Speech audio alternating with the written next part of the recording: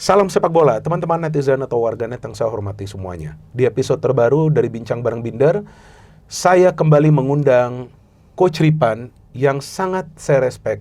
Dan memang sebetulnya sangat sulit untuk mendapatkan waktu dari Coach Ripan, apalagi baru saja Coach Ripan bertugas ke Eropa.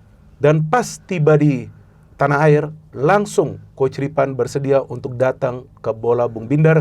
Dan merupakan sebuah kehormatan bagi saya bahwa Coach Ripan bisa langsung rekaman pada hari Senin ini. Welcome back, Coach. Siap, terima kasih banyak. Ya, dan saya respect sekali kepada Coach yang pernah juga saya katakan teman-teman offline ke Coach. Dan saya harus jelaskan juga kepada viewers kenapa saya sangat respect ke Coach. Oke. Karena Coach Ripan ini sudah saya ikuti sudah lama, bahkan sebelum pandemi. Oke. Yang pernah saya cerita ke you, saya DM ke itu satu konten, Iya. satu akun, tapi gak dibales. Ya kan ada, gak apa-apa lah, iya kan? Ada. Karena saya lihat Coach Ripan di sana, oke? Mungkin memang mereka gak baca karena dulu kan tidak banyak yang pakai Instagram juga kan? Mungkin. Ya, jadi yang saya ikutin Coach Ripan dari awal Coach sampai detik ini, Coach itu memberikan analisa secara fair, pakai data dan statistik plus ada sejarahnya. Oke. Iya. Sejarah itu Coach yang paling sulit kita ingat. Oke. Artinya sejarah itu rekam jejak. Seperti saya beberapa waktu yang lalu ada podcast, kita ada ngobrol, ternyata saya dijelaskan, oh kan 10 tahun lalu ada hal ini yang terjadi. Saya lupa Coach. Tapi orang itu juga ingat. Ya, tapi yang sebelumnya juga beberapa orang yang saya panggil, saya respect juga karena kenapa? Mereka itu bicara sesuai dengan data, itu yang saya suka, dan juga tidak merendahkan juga Iya. orang lain, plus tidak juga coba untuk membenturkan. Betul. Dua belah pihak, itu yang saya lihat Coach lakukan selama ini. Maka itu teman-teman, saya pikir Coach Ripan ini sekarang adalah salah satu konten kreator yang paling banyak orang menunggu kontennya, apalagi di Sport 77. Karena pertanyaan-pertanyaan dari Coach Ripan bersama juga dengan kawan baiknya yang ternyata dia pakai kaosnya ini, walaupun Bang Mamat ini sudah gue telepon. Wah, sudah. Parah Mamat. Iya kan, Bung, sorry saya lagi sibuk lagi nih, oke lah gak apa-apa. Iya kan, tapi saya berharap, nah nih Bang Mamat harus dengar, saya berharap nanti suatu hari Bang Mamat bisa datang, tapi tentang timnas. Kalau tentang timnas tajam dia. Ya kan analisanya, nanti Bang Mamat saya harapkan bisa datang. Tapi ini menarik, apa ini tulisannya? Mamat Al-Katiri, terus apa ini? Ini kok senjata ini? Apa ini maksudnya? Gun shop. Ada yang sering DM ke gua dan juga tulis di komentar, Mamat gun shop. Apa sih gun shop itu? Dia jualan senjata. Iya, bisnis terselubungnya dia. Masa? Wah, ngeri juga nih orang. Oke, Bang Mamat, ini Coach Ripan sudah 3 kali ke sini, datang dong. Parah Sudah beberapa kali ya kan gua undang. Nanti untuk timnas sebelum FIFA Matchday ya, tolong Coach Ripan sampaikan juga karena kadang-kadang gua telepon gak diangkat, kalau gue DM habis 2 hari baru dibales. Ya kan kita udah lupa habis 2 hari ada apa. Oke, tapi jangan baperan Bang Mamat. Ya kan kita kan berteman semua ya kan. Tapi saya suka juga dengan Bang Mamat Coach. Oh iya. Tajam dia. Iya, betul. Ya, analisanya dan dia juga berani speak up. Ya. Sama seperti Coach, cuman Coach saya lihat benar-benar data dan faktanya luar biasa. Apalagi Coach baru saja bertugas ke Eropa. Nah, Coach bisa ceritakan apa saja Coach lakukan di Eropa? Kemarin ya selama 2 minggu itu aku sama teman-teman Sport 77. Oke. Itu jadi ada konten nanti Road to Piala Dunia gitulah. Nanti akan muncul di Sport 77. Oke, ini bocorannya udah di sini ya. Iya. Oke, terus?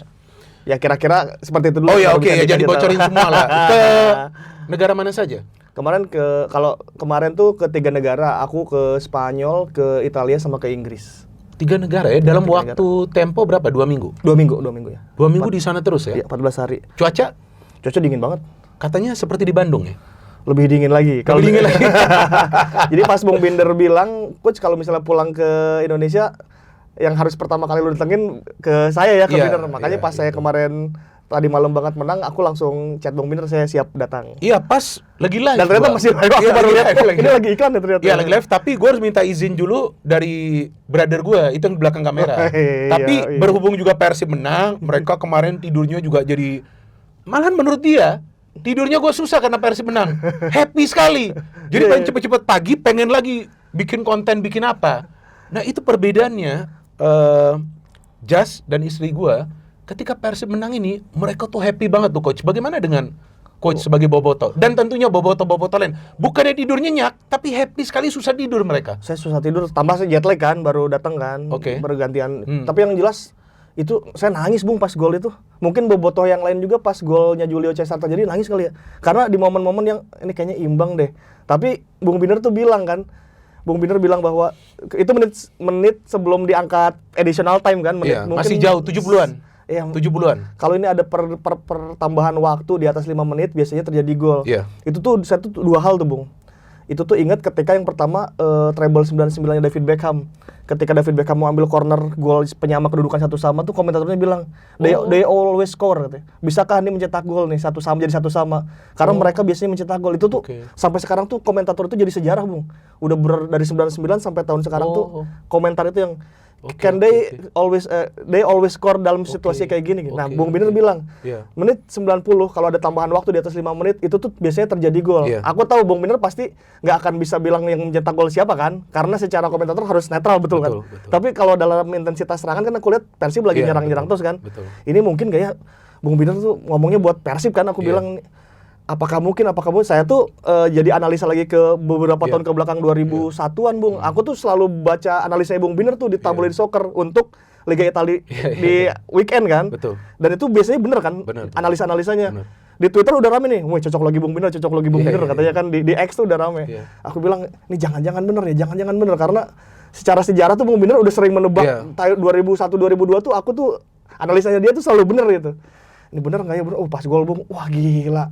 Itu tuh komentar ini Bung, mungkin kita sekarang merasa biasa-biasa aja ya. Tapi 10 tahun 20 tahun lagi komentar Bung Binder tuh pasti akan dicop terus tuh yang akankah terjadi gol menit 95 ke atas biasa terjadi gol. Dan benar terjadi gol. Iya betul, bukan saja coach yang berpikir bahwa Bung Binder ini sepertinya sudah feeling kemungkinan yang mencetak gol Persib. Tapi itu adalah fakta. Tapi gue sebagai komentator gak bisa ngomong seperti itu. Iya betul. Ya kan gue fair saja, teman-teman saya fair saja. Gue gak bisa ngomong seperti itu. Karena dalam musim ini paling banyak serangan tuh gue dapat luar biasa. Dan gue gak tahu siapa ini mereka. Mereka diam-diam. Padahal jujur, gue gak pernah berat sebelah. Gue merasa gue gak pernah berat sebelah. Kalau semalam itu gue ngomong, sebenarnya kalimat gue belum selesai. Oh itu belum beres? Belum selesai kalimat gue waktu gue, tapi gue stop. Oke. Gue siaran, jadi gue hanya bilang tren di Super League musim ini, ketika injury time di atas 5 menit, biasanya akan tercipta gol. Dan melihat rekam jejak dari Persib, yang biasa mencetak gol di masa injury time, Persib di pertandingan malam hari ini, yang berpotensial mencetak gol di masa injury time jika melewati 5 menit. Oh itu panjangannya tadinya? Seharusnya itu kalimat gue. Oke. Tapi kalau gue ngomong begitu semalam dan benar terjadi, gue yakin gue akan diserang habis-habisan. Pasti gue akan dibilang gak netral. Nah, ini coach jujur, bagi saya gak masalah kalian mau serang saya, mau habisin saya, mau kirim DM ke anak gue juga beberapa kali kirim aja. Tapi Tuhan kan tahu. Dia akan isi hati gue seperti apa. Cuman apakah kalian ini gak capek ngetik-ngetik capek-capek ya kan kirim-kirim serangan ke gue, sedangkan gue sendiri ngomong itu secara real. Kenapa gak kita bisa berikan fakta coach? Kalau menurut coach seperti apa? Kalau gue ngomong itu semalam, gue yakin 1000% gue akan diserang, apalagi kalau Persibnya udah cetak gol. Tapi itu kalimat saya real itu. Yang tadi kita bicara offline. Kan kita ngobrol tadi. Kan coach bilang, kok bisa Bung? Itu kalimat gue sebenarnya, tapi langsung gue hold. Udah langsung gue hold. Gue gak mau lanjutin gue. Karena menjaga netralitasnya itu ya di itu dia. TV nasional betul-betul. Karena sebagian kecil, ini menurut gue, sebagian kecil penonton kita dan juga tentunya supporter kita gak dewasa. Langsung mereka akan hajar nih berat sebelah. Dan gue gak ngerti ini orang muncul-muncul dari mana. Karena gue ketemu Bonek, gue ketemu Jakmania secara real, face to face gak ada masalah dengan supporter-supporter lain. Mereka mengapresiasi. Cuman kadang-kadang gangguan di sosmed ini bisa ganggu gue pada saat lagi siaran, coach. Karena bukan bunyi, getar kan. Jadi kan kadang-kadang getar ini yang gue takut kadang-kadang dari rumah. Ada sesuatu ya kan, atau dari kawan, ada kerjaan, atau mungkin ada emergency kan bisa saja. Ada darurat, sesuatu yang harus di reply kan, saya harus balas. Jadi ganggu sekali. Akhirnya sekarang gue silent. Bahkan gue bikin apa yang no respon itu ada di IG. Ada. Kita bisa bikin begitu. Jadi gak masuk ke nggak masuk langsung ke DM kita, harus kita approve. Iya. Nah, tempo hari setelah pertandingan, kok jadi gue yang curhat ya? Nggak apa-apa. Boleh gue semenit? Bebas. Hah? Oke. Aman, Bung. Karena harusnya ini Coach Ripan yang bicara, tapi nggak apa-apa lah. Ini bukan Aman. curhat, maksudnya gue waktu Persija lawan Persib sama begitu. Oke. Padahal gue merasa gue gak berat sebelah. Nah, inilah yang gue pengen memberikan edukasi kepada supporter kita. Kalian tuh harus menerima segala bentuk kritikan, analisa yang semua pengamat katakan. Karena gue yakin, ya, yang namanya pengamat itu gak ada tendensi juga untuk menjatuhkan tim tertentu atau apa. Cuman kadang-kadang ngomongannya itu kan sarkas. Oke. Ya, kadang-kadang orang juga mudah tersinggung. Itu saja sih menurut gue. Jadi itu kalimat gue yang sekarang gue buka di sini karena sebelumnya juga gue ngomong ke lu secara offline. Jadi itu bukan secara kebetulan. Dan gue udah feeling ini kalau ada yang cetak gol, ini Persib. Bahkan ya, ketika Tommy itu dapat corner, itu sebenarnya gue udah mau ngomong. Kalau Persib mau cetak gol, inilah waktunya. Tapi gue tahan. Udah, biar Rendra aja yang ngomong. Kan sama Rendra. Iya. Udah, Iya. Rendra aja yang ngomong. Itu gue tahan. Karena kalau itu kejadian, itu gol, oke lah, fans Persib udah tahu. Ya kan? Tapi yang lain ini yang gue khawatir. Ya kan, mungkin enggak juga. Iya. Wow, ini baperan semua, habis gue pasti. Pasti gue habis. Dan yang gue gak suka itu di-mention Indosiar buat apa? Orang-orang Indosiar pun ngomong gak ada masalah kok, Bung, yang selama ini lu ngomong yang secara real kok. Kan kita juga gak ada menjatuhkan orang lain. Tapi kaget gak waktu tiba-tiba gol? Kaget lah, Bung, karena itu udah menit-menit akhir.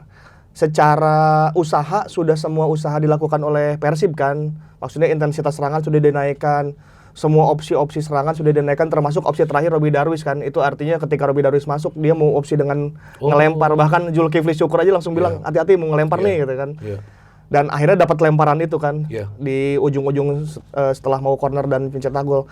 Di momen itu tuh saya mikir, Adam Ali sempat dapat momentum. Satu tendangan yang nekuk tapi agak out.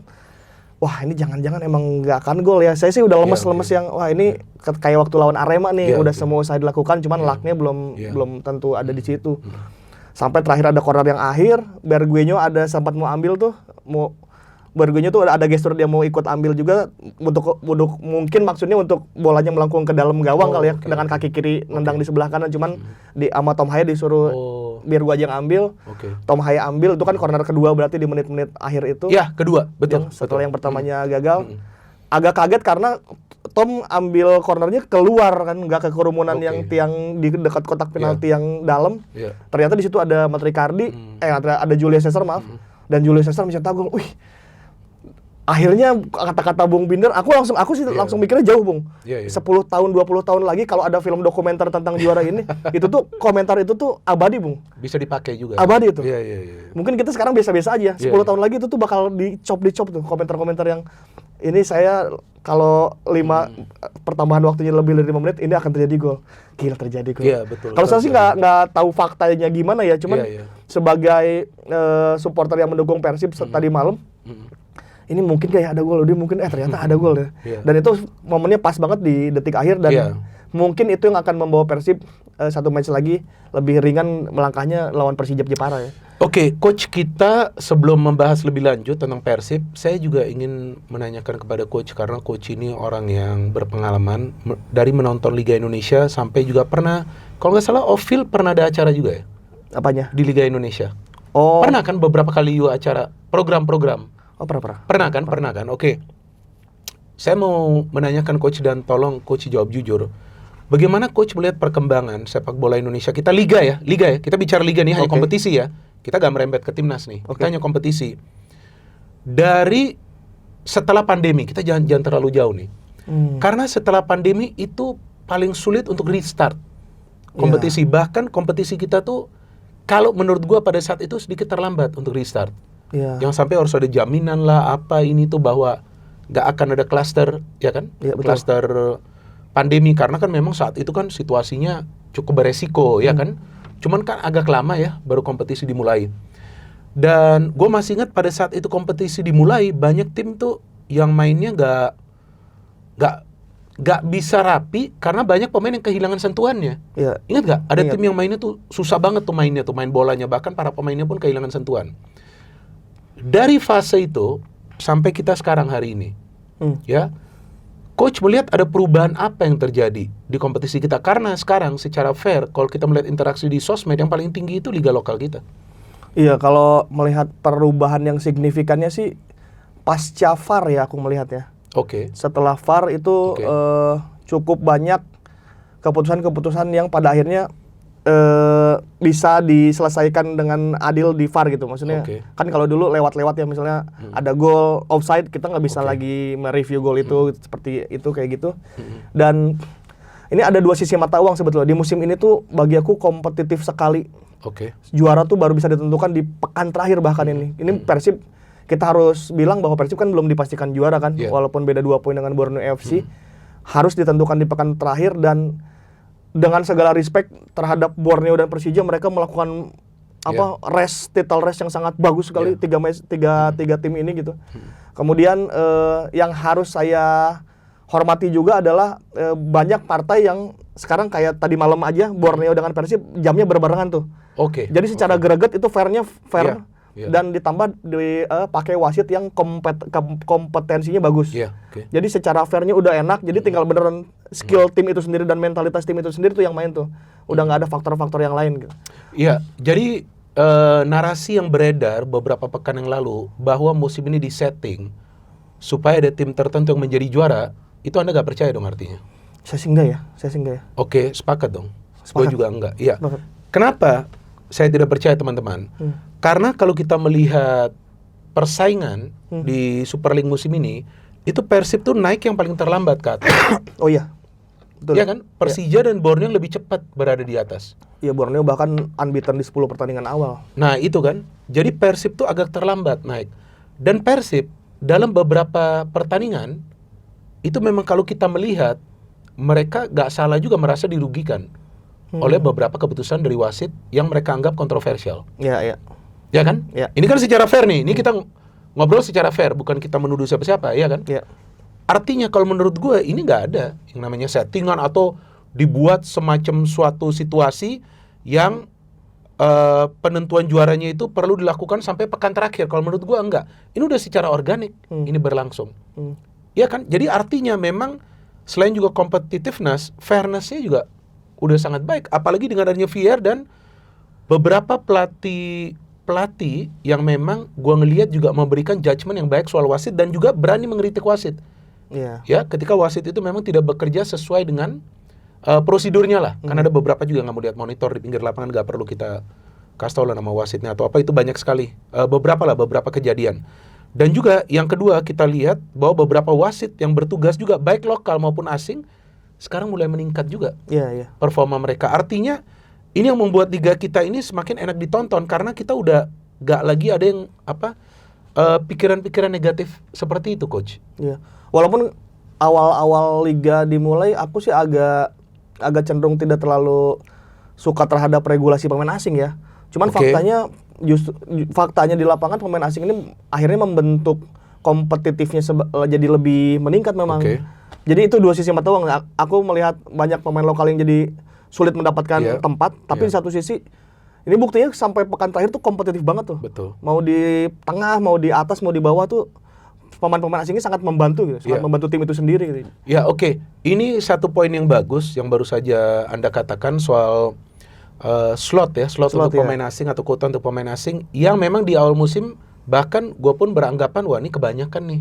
Ya 9 di DSP, 7 yang boleh main dan 11 boleh didaftarkan. Iya, Ya kan ke klub. betul. Jadi artinya memang klub yang akan berkompetisi di AFC, di kompetisi AFC, ya itu sangat bermanfaat lah bagi mereka karena mereka bisa free kan, bisa pakai Iya. sampai semua pemain asing. Tapi ternyata seiring berjalannya waktu ada juga beberapa pemain muda yang bisa mendapatkan tempat mereka Iya, iya. di starting lineup. Ya, kita melihat dulu dari Persija. Donitri coach, betul. Raihan Hana. Raihan, betul. Ya, mereka dipercaya bahkan mereka main hampir lebih dari 70 menit. Donitri sih kebanyakan bermain full. Key Oke. player bahkan Donitri ya. Nah, iya. Terus di Borneo FC, Rivaldo Pakpahan, Rivaldo betul. ya, Komang Teguh, Komang ya kan, Komang juga dipercaya. Kadek Ariel di Bali tetap main. Kadek Ariel di Bali tetap main, banyak lah pemain-pemain yang diberikan kesempatan. Di Persib kita tahu Kakang walaupun masih belum konsisten. Iya. Kalau menurut gua apalagi di pertandingan semalam itu ngeri-ngeri sedap juga itu Kakang. Ya. Iya. Robi Darwis yang dimainkan yang menurut Anda tadi memang itu bagian dari strategi, ya artinya kan mereka masih dipercaya. Berarti kembali lagi ke analisa saya di awal musim bahwa ketika lu sebagai pemain dipercaya untuk tampil, ya, lu harus kasih lu punya best. Iya. Ya, karena Anda melihat beberapa pemain muda yang bisa muncul seperti ini tentu akan bermanfaat dong bagi timnas kita. Apakah klub-klub lain juga harus memberikan kepercayaan yang lebih besar kepada pemain-pemain muda kita? Ya, justru PR-nya sekarang di pemain mudanya ya. Ketika dikasih menit bermain itu beneran harus langsung bisa tune in gitu. Oke. Ke tim itu sendiri udah nggak ada waktu buat nyari-nyari Adaptasi. Iya, adaptasi. Iya, oke. Karena kesempatannya pun kan hanya mungkin 10 sampai 15 menit. Oke. Oke lah, U23 sekarang punya slot banyak gitu. Betul. Cuman untuk yang non U23-nya ya misalnya yang masuk kayak Arkan Fikri, Fikri, oke. dia kan udah punya tempat di Arema gitu. Betul. Konsisten ada di level itu seperti Oh, iya. Cahya di PSIM. Cahya bagus loh itu. Cahya bagus. Di PSIM, iya. Dia dapat momen dari Iya. pertandingan awal sampai sekarang tuh. Betul. Raka Cahyana. Raka Cahyana juga bagus. Bagus. Benar. Jadi memang ketika lu dapat momen itu harus dipertahankan mau nggak mau sih. Iya, betul. Jadi kembali ke pemain tersebut. Iya. Ketika lu dapat, lu harus fight untuk Ya, tempat lu. kompetitifnya harus dipertahankan di atas. Donitri itu ketika dapat tempat udah harus beneran di level Iya, itu terus itu iya, nggak bisa betul, turun. betul. Kayaknya kalau dengan level Donitri yang sekarang semua tim mau ya Donitri ya. Ya, semua tim mau. Tapi Dan- memang yang gue suka dari Donitri itu mental. Oh iya. Mental dia ini. Ya, dan gue lihat ini sama seperti Beckham Putra. Oke lah, secara postur ya mereka perlu bulking up ya. Oke. Perlu fisik lebih kuat lagi ya. Tapi kalau soal mental, soal skill, gak ada lawannya, coach. Iya, mentalnya itu. Mentalnya itu loh. Orang mengatakan, wah nih Beckham kebanyakan gocek. Tapi menurut gue mental Beckham tuh kuat banget. Iya, betul. Ya. Kalau untuk Beckham karena saya di Bandung dan cukup mengikuti apa yang Oke, itu Beckham oke, kan ya. oke. Sebetulnya Beckham juga turun naik sih secara mentality. Oh. Memang Beckham ada di level atas lah, level dia terkenal ngeyel, kuat Oke. kuat terhadap tekanan dan sebagainya. Oke, Cuman oke. dalam level atas pun sebenarnya Beckham tuh ada naik turun. Itu betul, ya. Kita lihat ketika Beckham mencetak 2 gol di timnas. Ketika mentalnya lagi naik-naik, dia tuh tapi ketika pulang ke Bandung dia gagal one on one ketika lawan Borneo. Oh iya, oke. Itu bisa menguji kemenangan. Dia Oke. terus gagal lagi one on one satu lagi lawan mana aku lupa. Dan dari Arema bukan? lawan Arema betul. Lawan Arema, ya. Yang ketahan kiper. Iya. Dari situ kan Beckham juga dihujat tuh. Oh. Dihujat oke, bahwa oke. Beckham lu udah maksudnya udah di atas tuh kayak harusnya berbuat lebih baik lagi Iya, bla iya, bla bla iya, bla iya. bla. Dalam fase itu menurutku Beckham juga lagi turun tuh secara Oh, oke. mentalitas juga dia lagi kena tekanan. Dan akhirnya dia buktikan di lawan Bayangkara dia nyetak gol. Makanya Wow, ketika iya, respon betul, lawan betul, Bayangkara betul. nyetak gol, lihat nggak? Beckham ngeloncatin papan iklan dan dia nangis tuh. Iya, Itu tuh gestur betul, bahwa betul. selama ini pun dia tuh kena juga tekanan sebetulnya. Cuman akhirnya dia bisa ngeluapkan apa yang selama ini terhadap Beckham dilakukan adalah dia bisa keluar dari tekanan kan. Dan di fase Bayangkara FC itu dia bisa keluar dari tekanan tuh. Beckham pun sebetulnya nggak selalu ada di atas Iya. sekuat itu juga kok. Dia ada turun naik gitu. Oke. Aku lihat pas lawan Bayangkara tuh kayak bebannya lepas tuh. Akhirnya gue bisa membuktikan lagi gue mencetak gol lagi kemenangan untuk Persib Bandung. Ya mungkin itu juga yang dilakukan ketika Persib menang lawan Persija. Ya. Ya kan, jadi nah, gue agak bingungnya begini nih, coach. Kenapa ya kadang-kadang selebrasi itu dilarang?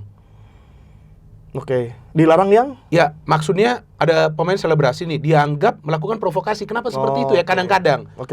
Ya kan, kenapa? Kalau lu ngelihat ini tren seperti apa? Apakah memang tim yang bermain away, ini kita hanya ngobrol biasa ya. Ini terserah kita kasih POV seperti apa. Tim yang bermain away nih, coach. Terus pemainnya cetak gol. Boleh dong selebrasi? Atau timnya menang? Boleh nggak sih selebrasi? Boleh kan sebenarnya? Iya. Tapi kenapa kadang-kadang dianggap provokasi? Kalau coach sebagai orang lapangan juga yang sering turun ke lapangan, apa sih sebetulnya POV atau juga respon dari para penonton yang kadang-kadang penonton tuh sampai marah kalau ada pemain tim lawan itu mencetak gol kemudian selebrasi? Atau mungkin setelah timnya menang selebrasi? Sebetulnya kan gampangnya balik lagi ke peraturannya aja kan, regulasinya seperti apa soal selebrasi. Yang dilarang kan kayak buka baju itu kartu kuning. Ya itu betul, itu sudah maksudnya ketahuan ya. Kembalikan ke regulasi sih kalau menurutku. Oke, yang Beckham didenda itu musim lalu Ya alasan 75 juta atau berapa itu? Yang kedinginan itu, iya, 75 musim lalu, juta iya. ya? Yang Nah enggak- itu kalau menurut gue sih sebenarnya wajar aja diselebrasi seperti itu. Walaupun sebenarnya tadi gue katakan mungkin itu dianggap provokatif karena dilakukan di kandang tim lawan yang pada saat itu Persija bermain home kan? Iya. Nah kenapa sih ada mindset seperti itu kalau menurut lu? Nah, aku juga nggak tahu yang musim lalu ya. Kan pada akhirnya udah ada alasan-alasan yang diberikan oleh Komdis. dan sebagainya kan. Dan ya udahlah itu udah lewat juga bagiku ya. Iya, enggak Karena- yang kayak musim ini nih, kayak Beckham kemarin tuh selebrasi, dia Iya. kan lawan Persija, terus tiba-tiba rame kan di lapangan kan? Iya, iya. Oh, yang setelah akhir-akhirnya. Nah, setelah Iya, akhir. iya. Ya memang dalam situasi tensi tinggi ada ini aja ya, maksudnya ada aja lah misal hal kayak 1-2 kayak gitu sih. Iya, Tensi iya. di lapangan sih yang aku pengen pengen harapkan itu ketika 2 kali 45 menit semuanya selesai, jangan jadi panjang-panjang kemana-mana lagi sih. itu yang kita selesai pengen. di situ aja sih. Iya, gitu. betul. Dan kita pengen juga setelah itu juga di sosial media itu dingin Iya. agar tidak berlarut-larut kan. Toh kalau pemain sih mereka pada kenal satu sama lain kok. Iya, betul. Di luar lapangan mereka juga pasti chat-chatan, pasti ngobrol-ngobrol. Iya, betul. Yakin aku. Iya, betul. Bahkan gua ngeliat cuplikan di Persib TV waktu training tuh mereka sebelum match, para pemain Persija dan para pemain Persib itu udah ketawa-ketawa. Iya, iya. Ya kan pada bercandaan semua. Iya. Ya kan apalagi pemain-pemain timnas yang biasa bermain di timnas kan. Nah, itu juga supporter kita juga harus paham, ya kan? Iya, kalau bahasanya pemain bola sih tensi aja, lagi tensi. Iya, gitu. lagi tensi itu wajar lah. Setelah itu ya, pasti pada beres. Iya, karena ada rivalitas kan. Oke, coach, sekarang kita ingin ngobrol tentang persaingan musim ini. Tadi kan coach katakan bahwa competitiveness-nya ini kan sangat baik ya. Iya. Nah, kalau gua ngelihat coach, sampai pertengahan musim ada 4 tim yang punya Oke. peluang menjadi juara ya. Mulai dari Malut, terus kemudian Persija, terus Borneo Persib. Ya, yang gue ingin tanyakan dulu Malut United nih. Ini kan juga salah satu tim yang diunggulkan Oke. untuk menjadi juara. Ya, apalagi ada banyak mantan pemain Persib. Bahkan Dede sekarang masih top skor. Top skor. Ya, ada Ciro, ada Tyron, ada Franka, ada juga bahkan sampai Freds Butuan, ada Dimas Derajat pun di sana. Iya. Mereka semua pernah merasakan gelar juara bersama Persib. Kalau dari analisa Coach Ripan, apa sebetulnya yang terjadi sih Dengan Malut United. dengan Malut United? Sebetulnya kan ini mungkin ya sudah diprediksi oleh manajemen Persib ya, makanya Oh. mereka melepas dalam tanda kutip pemain-pemain bintangnya pada akhirnya yang Oke. bawa back to back itu kan. Bahwa akan ada momen ketika sentralisasi serangan terhadap David, Ciro, Tyron gitu. Oke. Ketika mereka tidak perform dalam 1-2 pertandingan, itu tuh artinya produksi poinnya juga akan Oh, menurun gitu. iya, Dan iya, itu iya. terjadi di Malut kan. Memang kalau ketika David dan Ciro on fire itu tidak ada yang Iya. bisa menghentikan sih menurutku. Iya, betul. Tapi mereka juga kan ada momen-momen off, 1-2 match, 1-2 match gitu. Dalam kompetisi panjang yang katakanlah 7 pertandingan kan dibutuhkan konsistensi. Iya. Persib bisa melakukan itu tuh. Iya, iya. Walaupun ada sedikit kritik bahwa ini menangnya cuma 1-0, 1-0, Nah, 1-0. Cuman iya. 1-0 itu kan konsisten. Betul. Konsisten dalam Betul. race panjang maraton gitu.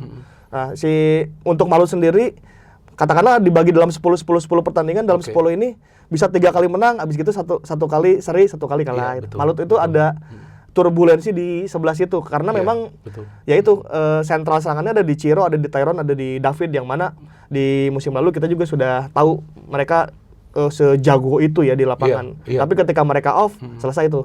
Iya. Menurutku Malut itu ada di itu, ketika sentralisasi serangan mentok, tidak ada peran yang terbagi terhadap tim lain. Iya, betul sekali. Artinya dari support sistemnya memang nggak ada pemain lain yang bisa muncul selain Ya, Ciro, David dan juga Tyron kan. Padahal ada Sauri Brothers juga. Iya, tapi itu Yakob. pun nggak cukup sebetulnya bagi Malut United. Iya. Iya kan? Walaupun mereka beberapa match itu bisa perform. Maka itu ada juga beberapa match yang di luar dugaan Malut itu kalah. iya, iya. Padahal secara permainan tuh bagus. Bagus. Ya kan, artinya ya manajemen Persib juga tidak salah ketika mereka melakukan perubahan yang signifikan Iya. di skuad mereka. Bukan artinya David dan Ciro gak bagus, bagus ya kan. bagus, Tapi betul. ini kan ada sebuah perubahan untuk ACL. Untuk ACL 2 ya kan iya. bagi Persib kan, sehingga mereka mengambil pemain-pemain yang baru. Oke, gue ingin menanyakan tentang Persija Jakarta. Kalau menurut gue coach, Persija adalah tim dengan permainan terbaik. Paling atraktif ya. Musim ini paling atraktif coach. Bahkan mereka adalah tim kedua yang paling banyak mencetak gol, sudah 62 gol dari 33 match. Iya. Tim yang paling produktif tuh Malut dengan Borneo 67 gol. Oke. Ya. Oke. Persija ini dari awal musim sudah ngegas. Hmm. Memang gua dari awal gak mengunggulkan Persija. Ini fair, ada jejak digitalnya. Karena gua gak tahu siapa yang akan melatih, pemain-pemain mana saja yang akan masuk. Oke. Ternyata masuk pelatih Brazil, masuk gerbong Brazil, ya sampai Rio pun dipinjamkan Iya. ke Bayangkara FC. Masuk Jordi Amat, ya kan, terus masuk juga di putaran kedua Shane Patinama, ada Mauro Zylstra, ya. Ada Sarus Margono, ada juga Aladin. Ini tim kalau menurut gua lengkap. Oke lah mereka gak juara, tapi sebetulnya juga layak juara loh. Oh, layak. Iya kan, karena secara permainan tuh wah, eksplosif banget.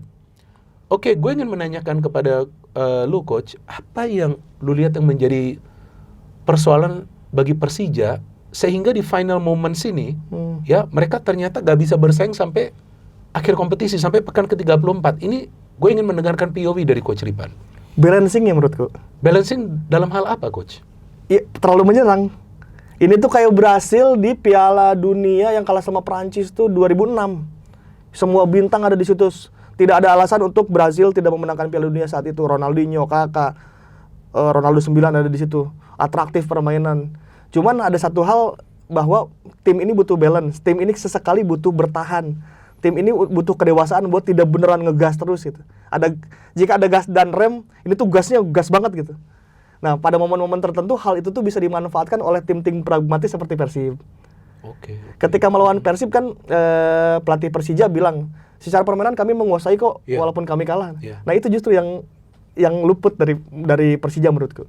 Ya, memang menguasai tapi kan end product dari sepak bola adalah kemenangan ya. Oke. Jadi secara atraktif betul sangat atraktif Persija. Semua lini serang mereka sangat bagus. Alano di kanan, Maxwell, bahkan Exer untuk Kahu pun bisa. Wah, iya betul. Luar biasa bagus kan. Sampai dia dipanggil ke timnas. Sampai timnas betul karena itu reward yang sangat membuktikan bahwa Excel tampil bagus saat ini. Di belakang ada Rizky Ridho. Betul. Kemudian Jordi Amat masih ada di situ. Tiga kiper, tiga-tiganya bisa main. Betul. Sangat baik gitu. Betul. Cuman ada seperti kalau Persib kan tidak malu-malu lagi untuk yaudah saya tim bertahan. Saya tidak memainkan sepak bola bagus, yang penting saya bisa menang. Mau sejelek apapun, mau lewat corner, mau gol dari langit, dari apapun, yang penting Persib menang gitu. Nah, Persija tuh menurutku sedikit lagi menuju ke situ. Cuman terlalu gasnya aja terlalu banyak gitu. Dalam hal atraktifnya tuh. Iya, betul. Dan seperti yang baru saja coach katakan, itu balance, itu yang gue ingat kalau di istilah sepak bola itu balance of play. Balance of play ya. Balance of play. Jadi antara menyerang dan bertahan itu harus cari keseimbangan. Nah, contoh nih ya, Persib gak selalu bermain defense sih. Ada beberapa waktu dalam 90 menit yang mereka berani keluar. Betul. Berani naikin tempo. Cuma nanti ada waktunya mereka bisa memperlambat tempo. Ada waktunya mereka bisa bermain dengan tempo yang sedang. Dan gue sepakat dengan lo, itu kalau ngegas terus dan pemain deadlock, itu juga bisa membuat mereka frustasi juga. Padahal dari segi materi pemain, coach, pemain-pemain dari Persija juga bagus-bagus. Menurut gua tadi, lu katakan Rizky Ridho, dan di putaran kedua dapet tuh duet di center back yang ideal. Rizky Ridho dengan Paulo Ricardo. Iya. Itu kuat banget loh di defense lo. Belum lagi mereka punya di sebelah kiri Donitri, di sebelah kanan Bruno yang udah gak diganti tuh. Iya, udah pakem. Sama Mauricio Sousa. Cuman ada juga sedikit problem di tengah ketika Van Basten itu gak dimainin. Iya, Van Basten adalah kunci ya. Van Basten itu kunci, terlepas dia kesalahan lawan Persib. Tapi sebetulnya sepanjang musim ini bagus dia, belum Fabio. Iya. Ya kan, bahkan kabarnya Fabio itu diperpanjang. Tapi berbicara soal Excel, apakah menurut lu Persija ini belum mendapatkan striker killer seperti sebelumnya BP? Kalau menurut lu seperti apa? Karena kan nih, dan kemudian ada Simic juga yang sempat gabung kan? Oke. Ya kan, terus Persija kan juara tuh. Iya. Kan, nah apakah ini juga menjadi persoalan bagi Persija? Karena Gustavo juga gak selalu fit musim ini. Iya. Menurutku kalau striker justru Persija lebih bagus daripada Persib ya dalam nama-nama yang ada di situ ya. Iya, benar juga. Dari segi produktivitas juga mereka lebih unggul. Iya, benar juga ya. Mungkin saingan terdekatnya ya Malut ya, David Chiro dan Tyron bahkan coach. gitu. Iya, coach. Nggak ada, menurutku nggak ada masalah di lini depan justru. Itu betul, masalahnya balancingnya aja sih. Ada momen-momen tertentu kejebolan dengan mudah gitu. Ada momen-momen kesalahan, kena counter jebol. Iya gitu. Betul. Kesalahan dan, juga. Iya, kalau versinya Adam Alis kan ada ruang di antara back dan gelandang bertahan yang kosong sebetulnya. Iya. Dan Persib tahu bisa memanfaatkan di sebelah situ gitu.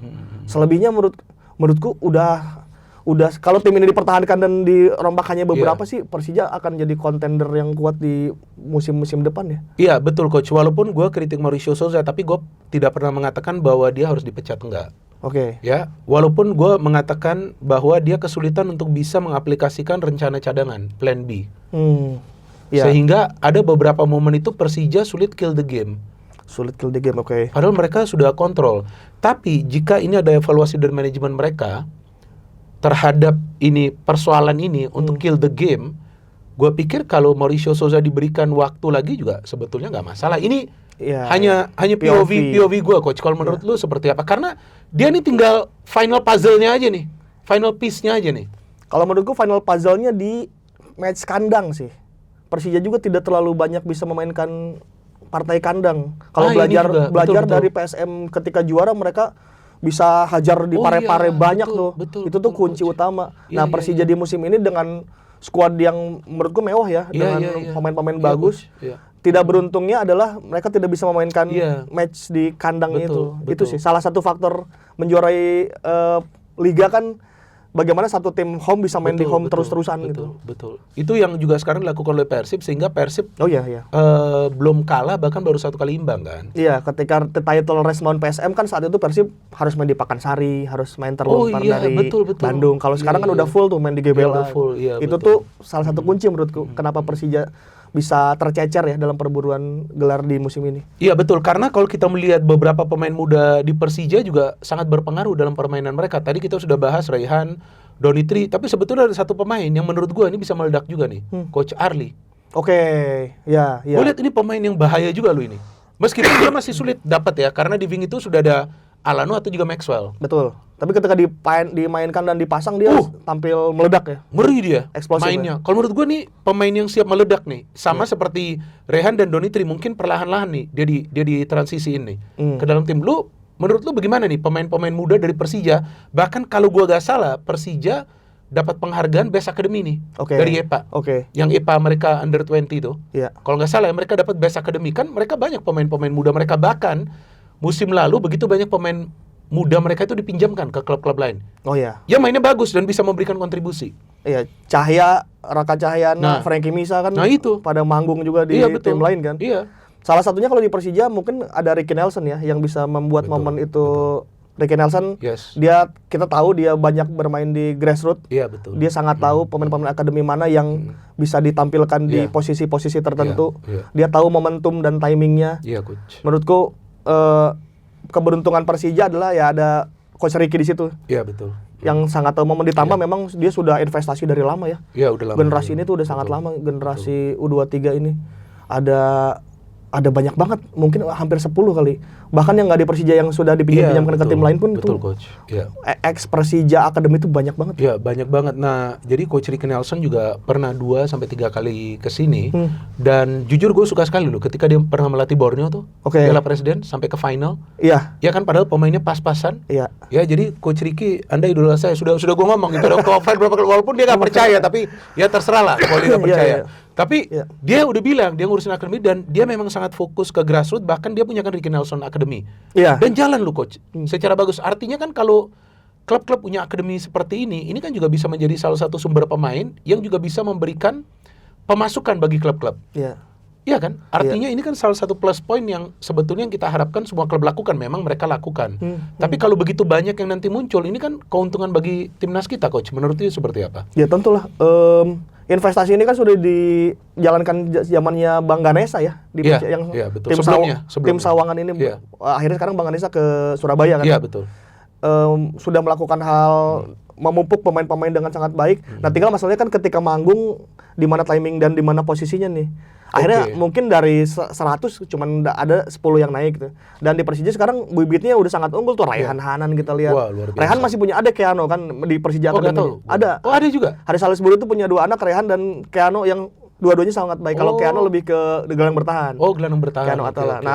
Raihan, kemudian kita udah bilang Donitri tadi. Ini kan udah posisi inti bahkan hitungannya. Arli Aditya Warman masih ada Vigo di Dennis. situ. Vigo Dennis dipinjamkan ke klub mana tuh?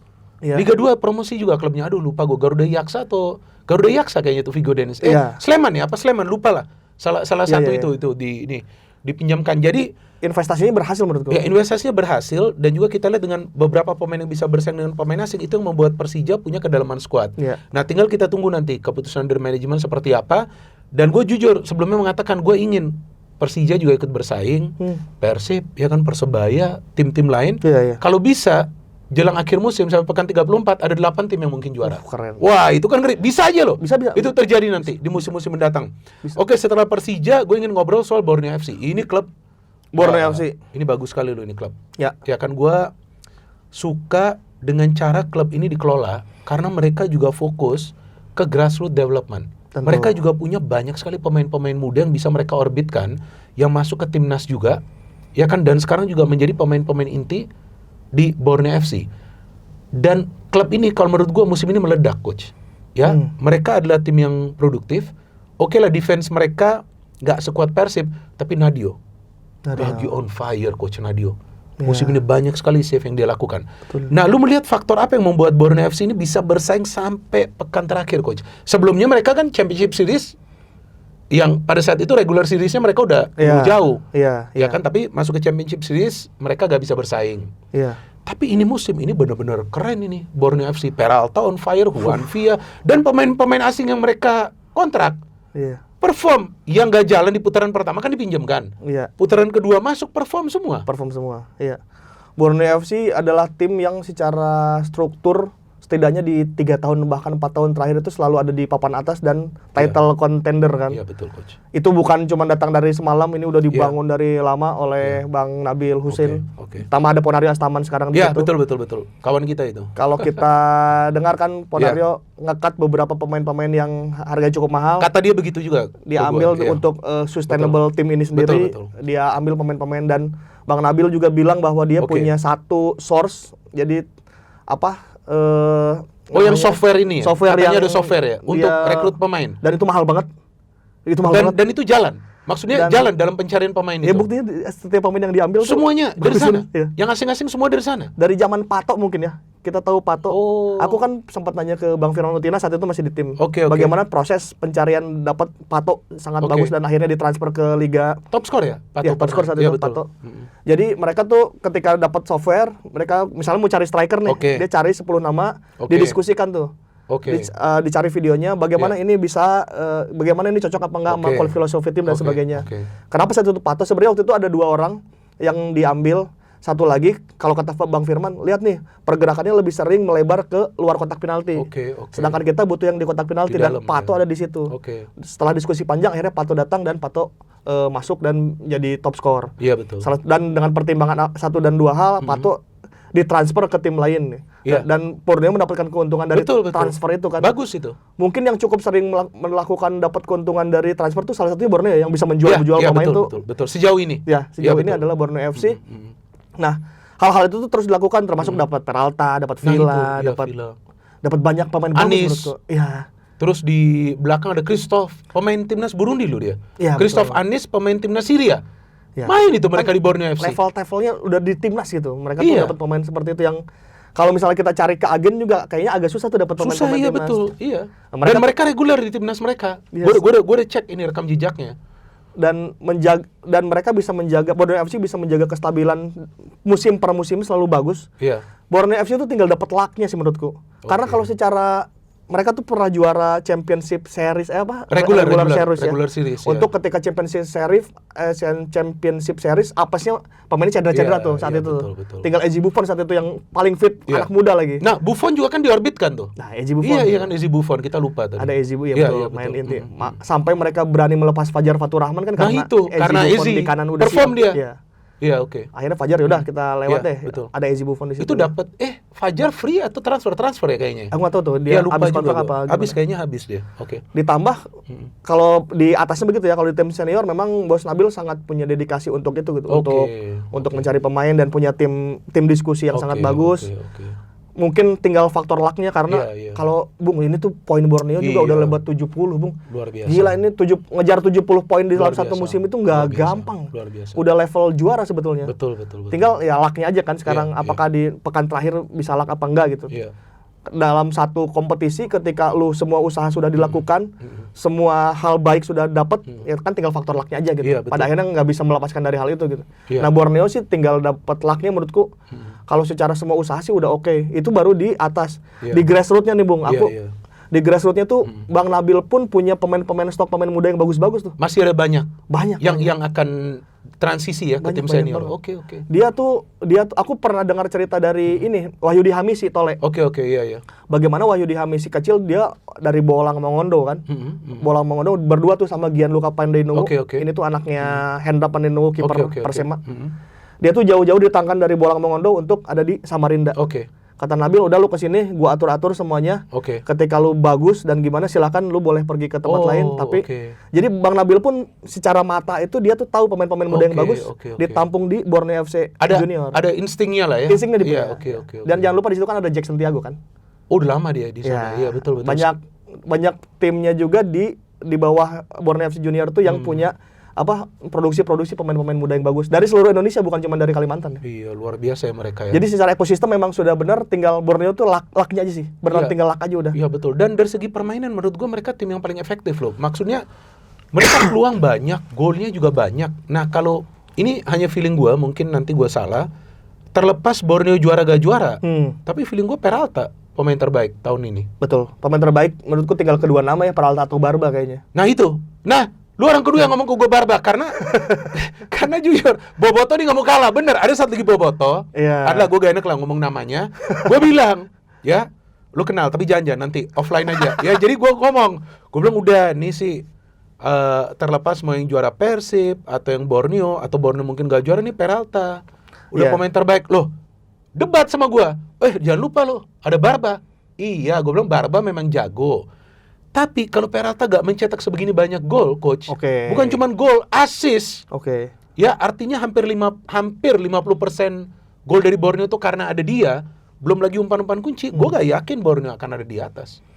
Ya, Peralta sangat baik ya musim ini ya. MVP ya. Kalaupun akhirnya Peralta dapat pemain terbaik musim ini ya no debat juga sebetulnya. Nggak ada alasan juga untuk tidak bilang nggak bisa. Dia memang banyak gol-gol nggak masuk akal, flashing-flashingnya Peralta. Itu tuh kadang gol yang cuman ada di YouTube tutorial kan. Bisa flashing ke sudut gawang dengan kondisi nggak memungkinkan. Lawan Bali? Lawan Bali. Bisa gol begitu. Gitu. Untuk Peralta sih udah ya udah lah kita sudah tidak bisa meragukan, kalaupun dia ya paling lawan terberatnya Barba ya. Barba seakan tidak terlihat, cuman kita tahu lah kelasnya ada di mana. Seperti itu. Betul. Tinggal mengerucut kedua nama menurut gue kalau pemain terbaik. Iya, bahkan Barba gue pernah mengatakan itu hari ada coach juga di sini bahwa kalau seandainya Barba itu lepas dari Persib pertengahan musim, gak yakin gue nih Persib bisa berada di atas seperti sekarang. Iya kan, dan yang gue suka banyak boboto yang bisa berdebat tapi memberikan analisa mereka tersendiri. Soal apa yang gue katakan bahwa kalau gak ada Barba, ya Persib gak bisa bersaing. Mereka juga ngomongnya benar. Bung, jangan lupa dong peran Bojan Hodak. Betul. Oh iya. Betul, Bojan Hodak betul. Ya kan dia bisa menyatukan para pemain, tapi kita bisa lihat kok secara kasat mata nih key player-nya nih Barba. Terlepas lagi-lagi semalam tanpa dia bisa menang. Tapi gol dia itu ke Bayangkara. Oh iya. Coba lihat itu gol persis sebelum halftime itu diving header seperti itu. Itu krusial sekali itu, coach. Lawan Bayangkara itu adalah momen pertama Persib bisa bernafas lagi ya. Itu kalau saat itu 2-0 dan berakhir dengan 2-0 selesai sih. Habis kayaknya udah. Persib nggak bisa. Iya betul. Walaupun masih bisa ada harapan, cuman kayaknya selesai sih. Kayaknya selesai di sana mereka. Untuk kemudian Barba tiba-tiba ada di kotak penalti. Iya. Gimana coba ada orang itu di kotak penalti? Padahal itu open play. bukan set piece. Mencetak gol, kemudian kembali lagi mengatur-ngatur permainan dan bisa comeback di situ di Lampung. Ya oke. Dan sekarang saatnya kita ngobrol tentang Persib. Kenapa? Gue taruh Persib di akhir karena ini podcast dengan durasi paling panjang. Karena coach baru balik dari Eropa. Dan coach ini paling susah ini. Wah enggak. Paling susah ini gue undang karena ya nggak apa-apa kan ada kesibukannya juga. Nggak, aku juga kadang Bung kalau misalnya ke podcast aku juga pengen yang kompeten juga loh, maksudnya biar kita ngobrolnya enak. Biar gitu. kita jangan ada benturin satu sama lain lah. Ya kan kita maunya fair-fair aja, ya kan. Gue juga gak suka seperti itu, coach. Makanya itu, kenapa lu jarang lihat gue di podcast? Coba jarang banget kan. Palingan gue ada 2, maksimum 3. Ini pun ya palingan lu udah tau lah gue kemana lah, kedua podcast mana udah. Karena di sana masih enak, kita ngobrol, gak ada niat untuk membuat viral atau kecuali kita yang ngomong itu kan beda lagi. Tapi ya menurut gua sekarang kita punya dunia digital ini semakin semarak dan gua pengen banget nih mempromosikan banyak konten kreator, coach. Sebelumnya gua undang Taufik ya, Mas Taufik ini jakmania banget dan dia sekarang lagi naik, coach. Ya gua undang. Bagus dia ngobrolnya tentang Persija. Lu ikutin juga. Gue ikutin dia di IG, gue selalu nonton. PSSI Pers kan? Dulu dia ketua PSSI Pers, sekarang kan sudah bukan dia. Enak lu dengerin dia. Dan dia berani kritik juga, tapi dia berani memberikan argumentasi dia juga. Sama kayak lu gitu. Artinya ada data lah. Ada data, ada fakta dan ngomongnya tuh adem banget, coach. Nah, gue suka konten kreator seperti itu yang gue pengen banget nih majuin nih gitu. Gak apa-apa. lu selama dalam platform yang netral dan lu bisa memberikan edukasi kepada supporter, kan itu yang kita perlu berikan. Nah, maka itu gue pengen banget undang tuh new content creator agar ya udah ngobrol aja, ada apa? Karena dengan dunia digitalisasi kita ini berkembang, ya kita harus punya support system yang kita support satu sama lainnya. Jangan kita coba untuk menjatuhkan satu sama lainnya. Nah, sepakat dong? Sepakat. Ya kan, enaknya kan kita begitu. Oke, sekarang to the main point. Ini, Coach, jadi sekarang ini singkatannya udah gue rubah. Sebelumnya Binder butuh beras, sekarang Binder butuh BBM. Oke. BBM udah naik ini, Coach. Lumayan. lumayan. Iya, kemarin gue isi keluar banyak juga gue. Dan kebetulan, sumpah gue isi ada Boboto nyamperin gue. Sumpah. Oke. Dia sales, dia jualan satu produk, ya. Gue stop, ya kan. Ini kita ngobrol sedikit ya sebelum kita masuk ke Persib. Gue stop kan. Persis sebelum gue siaran Persija lawan Persib, kan gue isi tuh di SPBU deket tempat siaran. Gue buka kaca kan, langsung tuh Bung Binder 3 orang nyamperin gue. Gue kan kaget, kenapa gue dinyamperin nih, ya kan? Ya dia langsung bilang, Bung, kalau gak keberatan ini kami mau jualan ini. Gue bilang gak apa-apa, produk kayak gini. Oh, gue bilang memang gue gak pakai produk-produk seperti ini, ya. Jadi ya gak apa-apa, sebelumnya ada yang nawarin gini-gini. Terus kan gue bingung kan, dia ngobrol gini-gini, terus yang satu sama lain lagi bisik-bisik. Terus gue bilang, lu Boboto? Iya Bung, Boboto. Tapi gak apa-apa kan? Gue bilang gak masalah lu mau ngobrol sama gue. Gue bilang gak ada apa-apa, kenapa? Terus ngobrol, terus gue bilang gimana nih Persija lawan Persib? Kalau prediksi dia pada saat itu imbang. Oke. Dia bilang nih imbang nih, Bung kayaknya. Wah, gue bilang ya coba ya kita lihat ya. Kalau feeling gue sih kan ada yang menang tapi tipis. Gue gak tahu nih kalau nggak Persija nih atau Persib, tergantung lah, jangan ada kesalahan. Ternyata kan kesalahan tuh Van Basten kan. Nah kena dia sekali kan, kesalahan dia. Terus kemudian yang terupas tapi di belakang nggak ada orang tuh Persija. Ada Malis cetak gol. Nah terus gue ngobrol. Gue bilang, Mas, ini kalau Persib gak juara gimana? Ini jujur ya, gak masalah dia bilang. Kami Boboto sudah teredukasi. Ya, mungkin gak semua. Ya kan, tapi mayoritas dia bilang sudah teredukasi. Kami harus bisa menerima kekalahan. Dia ngomong seperti itu, ini real loh ya. Gue gak bercanda. Oh, gue masa seperti itu? Iya, dia bilang, Bung. Kami itu sekarang sudah berada di level yang berbeda. Dia ngomong gitu. Kami harus bisa berbuat apa, dia bilang, kami ini ribut-ribut apa ini semua, kami nggak mau hal-hal seperti itu. Nah gue suka kalau dengerin orang ngomong seperti itu. Dan dia sendiri bilang, nih mudah-mudahan nih jalannya damai apa. Gue bilang iyalah, buat apa ada ribut-ribut. Supporter seperti itu, Coach, itu yang gue inginkan, maka itu gue bikin channel ini. Kalau nggak yang gue kasih edukasi ini kan, ya walaupun ada yang mau denger silakan, ini kan free. Ya, tapi kan secara usaha kita melakukan itu. Secara usaha gue lakukan itu, dan itu yang juga lu lakukan selama itu. Maka itu gue respect banget dan gue sangat mengapresiasi bahwa Coach Ripan ini berada pada track yang benar untuk mengedukasi supporter kita. Bahwasannya mereka nggak mau dengar, ya udah, nggak apa-apa. Ya kan Coach, kita juga gak bisa maksa orang kan. Oke, sekarang ke inti pembicaraan karena nih BBM udah mulai naik, gak tau nanti kalau naik lagi lebih kencang lagi nih gua soal Persib. Jadi Coach tadi udah nanya, Bung nih kok warnanya begini. Nah ini jujur bukan saya ngatur, ini istri yang ngatur. Ya karena dia ngurusin renovasi. Terus gua masuk, oh bagus juga ya warnanya terang-terang. Iya, tapi terus gue ingat kan ada satu match Persib main pakai grey, pakai ini. Terus ada satu match pakai biru, semalam kuning. Wah ini lu Persib banget, ini lu buat. Tinggal kasih logo ya. Gak ada logo gak ada. Tapi ada netizen yang edit. Ada, gue lagi ngomong gini, ditempel Coach. Dan memang ada warnanya ini semua. Waduh, ini bahaya nih. Tapi ini udah jelas, Binder butuh BBM. Oke Coach, sekarang bicara soal Persib. Siap. Lu pernah berpikir gak sih di awal musim bahwa Persib akan bisa kembali bersaing untuk menjadi juara, dan sekarang just one more point untuk bisa menjadi juara lagi alias repeat? Tidak. Kenapa?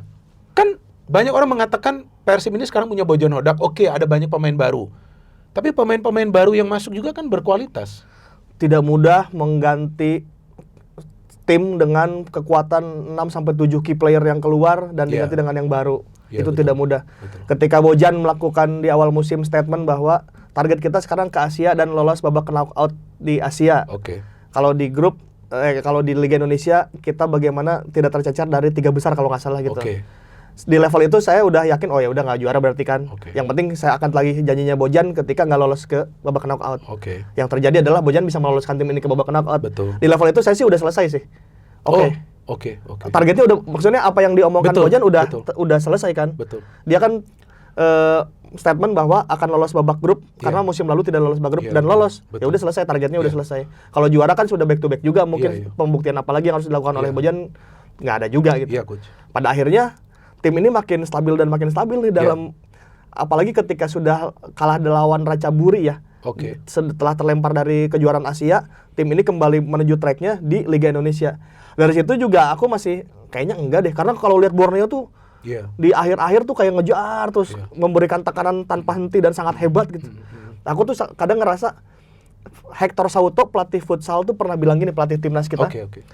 Makin banyak Anda melakukan kemenangan, itu makin dekat Anda dengan kekalahan kan, dia bilang gitu. Oh, oke. Bagus juga ini. Iya, dia bilang omongan gitu. dia ini bagus juga nih. Betul. Makin banyak Anda melakukan Oke. makin dekat Anda dengan Very kekalahan. good point. Okay. Aku tuh selalu, wah ini udah deket nih kekalahan. Aku selalu, wah kalah nih. Cuman sampai akhirnya itu tuh tidak terjadi. Sampai tadi malam yang Bung Binder bilang di atas 5 menit biasanya ada gol nih. Enggak deh, ini udah nih. Sari aku anggap kalah lah ya, maksudnya tercecer gitu.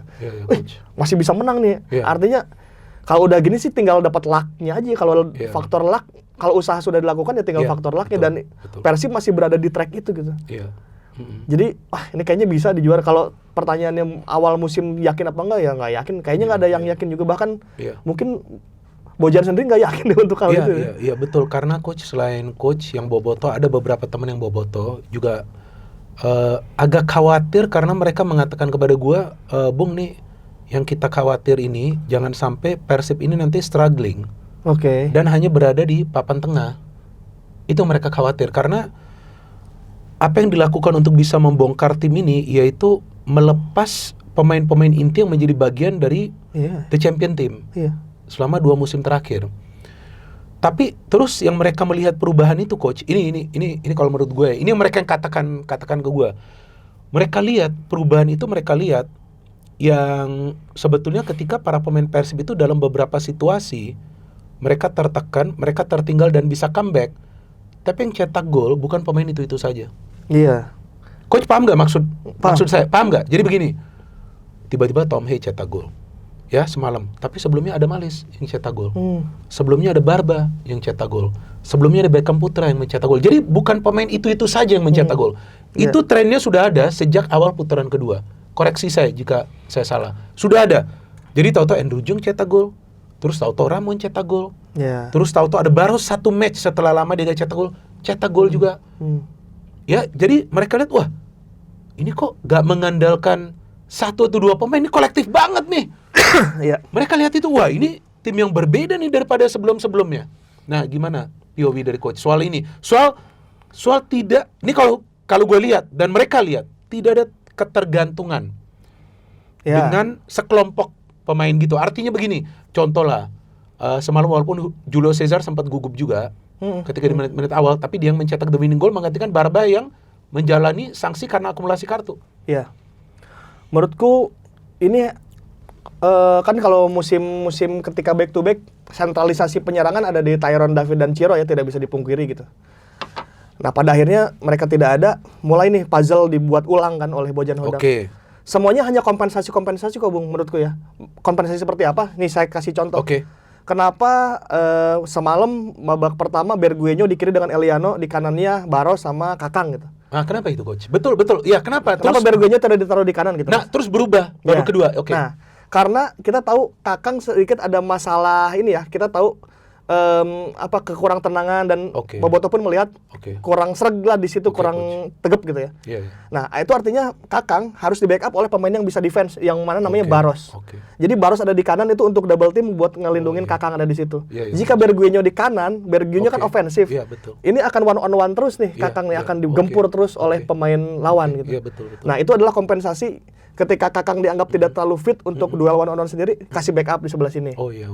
Baru ketika Kakang diganti, nah Bergueño boleh tuh ke kanan. Iya, Bergueño ke kanan. Iya, karena kanan sudah tidak ada Kakang ya. Iya, betul. Nah, kompensasi itu menurutku yang selalu dilakukan adjustment ya, penyesuaian oleh Bojan gitu. Sesuai dengan taktik.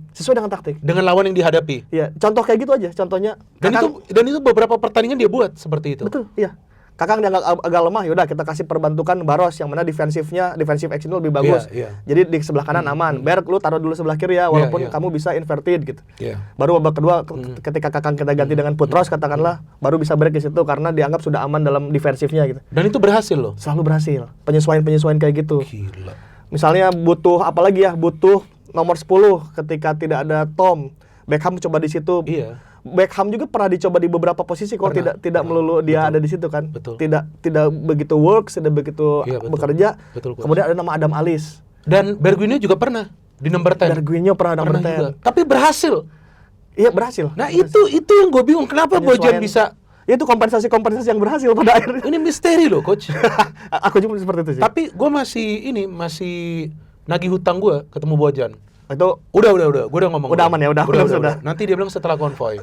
Gue kalau konvoy gak boleh di sana. Wah, habis gue nanti. Bukan nih, wah udah rame lagi nanti DM. Wah, gak netral lu ketahuan. Jadi setelah konvoy. Adam Alis di mana kalau juara, kalau Persib juara, itu maksud gue kan iya dong. Kan masih perlu 1 poin lagi, iya kan? Secara hitung-hitungan dia. Harus di garis bawah ya juara. Okay. Kemudian Adam Alis yang mana ternyata ketika muda dia adalah striker gitu. Dan ketika usia muda dia banyak mencetak gol gitu. Betul. Pada akhirnya ketika striker Persib agak susah mencetak gol. Itu. Adam Alis kalau kita lihat lawan Persija, Jung itu dari ini kotak penalti lawan, Jung tuh agak mundur ke belakang untuk dikasih posisi buat golnya golnya Adam Alis, umpan Tom Hai kan ketika Jung narik posisi kan. Iya. Pemain Persija ketarik, Adam Alis di situ yang mana akhirnya dia bisa menjadi striker ketika striker yang lain tidak bisa mencetak gol. Catatannya memang tidak baik. Adam Jung udah 6 apa 4 Jung sama Ramon tuh nggak cetak gol 6 sampai 4 pertandingan satu-satunya tuh. Betul. Tapi bukannya menyalahkan pemain, Bojan mencari cara lain gitu. Mencari cara lain, ya udah. Kita cari pemain yang bisa mencetak gol deh gitu. Wow, luar biasa. Itu dilakukan oleh Adam Alis. Adam Alis muncul di situ. Iya. Ketika William Marsilio di putaran pertama, harusnya dia plotnya nomor 10 kan? Iya, itu masalah disiplin. Iya, tidak berbuat dengan baik atau it doesn't work gitu. Iya. Bergwijn taruh di situ, Beckham. Bojan tuh pada akhirnya selalu melakukan penyesuaian sih. Menurutku dia mencoba banyak hal. Dewangga dicoba di sebelah kiri, sempat berhasil. Eliano dikasih ke tengah ketika yaudah berarti butuh DM, Eliano taruh ke tengah, Dewangga di kiri. Ketika Dewangga pasca melawan Ratchaburi, iya betul. Seperti tidak perform, Eliano lagi di situ. Nah, dalam posisi-posisi selalu melakukan penyesuaian, untungnya Persib pertahanannya bagus gitu. Kalau kuat. Ya, kalau urusan mencetak gol pada akhirnya siapa aja akhirnya merata mencetak gol kan. Iya. Menurutku bukan Bojan ngeset kayak gitu sih, enggak sih. Memang pada akhirnya penyesuaian itu. Jadi oke lah penyesuaian 11 orang yang mencetak gol siapa aja boleh. Karena mau nggak mau tidak bisa dipungkiri catatan penyerang pun tidak terlalu banyak nih golnya gitu. Iya betul, karena kalau dari riset yang saya lakukan musim ini Jung kan sementara 11 gol. Ya. Musim lalu coach Tyrone 18 gol. Ya, yang mana itu gelandang ya itu. Iya, dan dia terpilih terus sebagai best player. Terbaik, ya. David kan masalah cedera juga musim lalu, jadi gak selalu bisa mendapatkan menit bermain yang banyak ya. Terus sebelumnya lagi yang Persib juara juga David da Silva 30 gol. Ya artinya musim ini walaupun striker sama seperti musim sebelumnya yang banyak mencetak gol itu Tyrone, tapi taktik dari Bojan ini berhasil. Dan dalam beberapa situasi ketika Persib itu tertekan gak bisa keluar juga dari tekanan para pemain tim lawan, tapi support system ini dari tengah nih kuat. Bahkan banyak yang mengatakan bahwa lini tengah dari Persib ini punya kedalaman yang paling terbaik di antara tim-tim lain. Lini tengah. Iya. Walaupun masih kurang DM menurutku. Masih kurang opsi untuk DM ya. Pada akhirnya siapapun DM natural ya. DM natural. Ya. Nomor 6 murni. Iya, murni ya. Makanya sempat ada isu dulu Pelu Pesi mau didatangkan kan. Mungkin itu salah satu ingin menjawab bolongnya di situ ya. Betul. Coach. Cuman lagi-lagi ketika Pelu Pesi tidak bisa datang, lagi-lagi Bojan melakukan penyesuaian. Kadang di situ ada Mark Locke, kadang Lucho ditaruh di situ. Putros kadang ditaruh di situ ya. Jadi semuanya menurutku pada akhirnya penyesuaian sih, termasuk Teja kok. Teja pun awalnya mungkin plotnya bukan kiper utama mungkin ya. Iya betul, Prisbeck kan? Iya. Waduh. Prisbeck didatangkan nggak mungkin dia jadi cadangan kok gitu. Iya. Aku yakin didatangkan untuk kiper yang tinggi, bisa set up dari belakang bid play. Betul coach, betul. Pada akhirnya Prisbeck 1, 2 dan lain hal tidak bisa perform. Iya betul coach. Teja yang naik gitu. Iya. Blessing in disguise-nya Tejanya bagus gitu. Oh, bagus sekali dia. Dia sudah 18 clean sheet ya. 18 atau 17? 17 hampir kalau nanti di Bandung. Jae-hoon punya dia pecahin. Dia pecahin atau dia samakan kayaknya. pecahin apa sama Iya lupa. Pokoknya juga. untuk ukuran. Tapi Imada punya sudah dia samakan kan? 17 Sudah ya? kalau Imada Sudah. udah. Jadi ketika Priestback tidak perform, melakukan penyesuaian Teja Iya, yang main. luar biasa. Kemudian Barba ketika tadi malam ya, menurutku tuh kayak Julio Cesar tuh kayak dikirim Tuhan gitu. Kayak Materazzi ketika menggantikan Nesta, tiba-tiba Materazzi malah nyetak gol. Iya, ada itu match apa Final itu, Coach? Piala Dunia 2006, final lawan Prancis. Yang Zidane Oh iya betul benar. Itu kan Navarro nggak bisa main ya? Nesta yang nggak bisa main. Nesta yang nggak bisa main di Kalau final. Nesta main itu kan yang Iya, main Nesta kan utama. Tiba-tiba iya. Nesta nggak bisa main, Matrix main di situ, Iya. dia nyetak gol. Dia nyetak gol. Dia bikin Zidane keluar. Nah, Iya. itu terjadi di Julio Cesar menurutku. Barba nggak bisa main kayaknya memang sengaja Iya. untuk ngasih jalan Julio nyetak gol. Maksudnya kayak terlalu takdir gitu. Iya, Tiba-tiba benar. Julio Cesar main dari babak pertama dia mulai kayak Agak gugup juga ya. Duel one on one lawan Yuran dia kalah yang Iya, sampai betul. 1 sama. Betul, Coach. Kemudian detik akhir dia ada untuk mencetak gol di situ. Wah, menurutku ini mah dikirim Tuhan ini kata gua. Iya benar, luar Ini biasa. Barba nggak main untuk Benar. gol ini gitu. Iya. Dan itu akan menghapus semua kurang-kurangnya Julio Cesar di musim ini. Orang akan kalau Persib juara, orang akan mengingat golnya Julio Cesar ketika melawan PSM di Parepare sih. Iya pasti ini krusial banget Krusial, ya. krusial. Dia mencetak gol dan saya ingin menanyakan kepada coach juga tentang peran dua pemain di Persib Bandung yang didatangkan di awal musim yang menurut gue nih sukses. Ya, Tom Hay dan juga Eleno Reinders. Karena selain Tom Hay dan Eleno Reinders kita tahu ada juga pemain kita yang sebelumnya bermain di Eropa. Terus kemudian sempat bermain di Malaysia, Jordi Amat ya kan main di Persija, ada Rafael Strike main di Dewa United. Ini kita bicara dari putaran pertama ya coach ya. Jangan-jangan dari putaran kedua. Yang paling sukses itu adalah menurut gue ya Tom Hay dan Reinders. Iya. Ini sukses banget ini. Mereka butuh waktu ya. Kayak Tom Hay itu butuh waktu untuk adaptasi. Reinders kan lebih cepat. Tapi kalau menurut gue secara pribadi nih, kalau gue lihat cara Tom Hay main, ini dia udah enak banget nih main di Liga Indonesia ya. Dan ini jujur terlalu bagus nih pemain. Terlalu bagus coach. Ini kalau menurut gue untuk di sini. Itu sudah gue katakan beberapa pekan sebelumnya dan terbukti dalam 2 match terakhir. Iya. Asis lawan Persija, ya gol lawan PSM yang indah banget dengan kaki kiri, asis lagi. Lawan PSM, Eliano terlibat dalam proses gol pertama juga ketika dia memberikan bola kepada Bergwijn. Gimana lu menilai 2 pemain ini yang masuk yang mengagetkan kita semua di awal musim? Big game player ya pada akhirnya aku melihat Tom Hay itu. Mentalitinya dia ada di match-match sangat penting gitu. Dan itu kan diperlukan oleh tim yang akan yang untuk tim modal pengen juara tuh harus ada pemain-pemain yang bisa menaklukkan match-match besar dan match-match genting gitu. Mental ya? Mentalnya itu kan harus ada di situ kan. Dan Tom Hay ada di situ menurutku. Dia menurunkan mental. Ketika menit akhir, ketika kita menyangka udah pertandingan akan berakhir seri, Tom Hay ada di situ. Aku sih yakin melawan Yuran dia udah mempelajari dulu deh bahwa kaki terkuatnya Yuran ada di sebelah kiri dan dia tekuk ke sebelah kaki terlemahnya Yuran. Gol pertama. Iya coach. One on one dengan Yuran kan, dia tekuk dulu dan dia syuting dengan kaki kiri walaupun itu bukan kaki terkuatnya Tom Hay ya. Dan akurasinya untungnya bagus. Aku sih yakin udah tahu nih kalau ketemu Yuran kayaknya gue tekuk ke sebelah kiri aku deh. Baru syuting. Dan itu kayaknya udah dipelajari gitu, hal-hal seperti itu. Kalau misalnya kedatangan Tom Hay adalah ya sebagai pendukung akan senang ya kedatangan pemain dengan kaliber yang timnas gitu. Pengalaman Eropa, skillnya bagus gitu. Awal-awal sih memang pertanyaannya adalah sejauh mana adaptasinya bisa cepat di Liga Indonesia karena secara cuaca kan jauh ya. Betul. Panas di sini. Dan juga lebih fisikal sih. Fisikal. Ya. Nah, aku sih melihat awal-awal dia sangat bagusnya di ACL.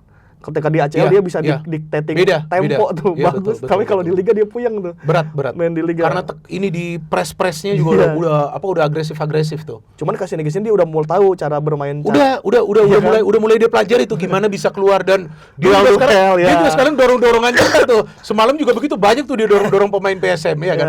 Duel liciknya dia udah tahu. Iya, udah tahu. Udah tahu cara-caranya gitu di Indonesia dan ditambah dia udah punya skill dan. Tapi modal utama Tom Hay menurutku yaitu dia bisa transfer mentalitas di dalam match besar. Itu tuh tidak semua pemain punya itu. Banyak pemain bagus tapi ketika match besar hilang tuh. Karena mentalitinya nggak ada. Nah, Tom Hay itu selalu ada di match-match besar.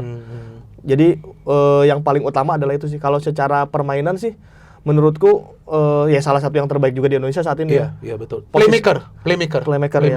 Tidak seagresif Tyrone Del Pino. Iya, betul. Tapi dengan dengan permainan Persib yang sekarang, Iya, Coach. dictating tempo, Iya.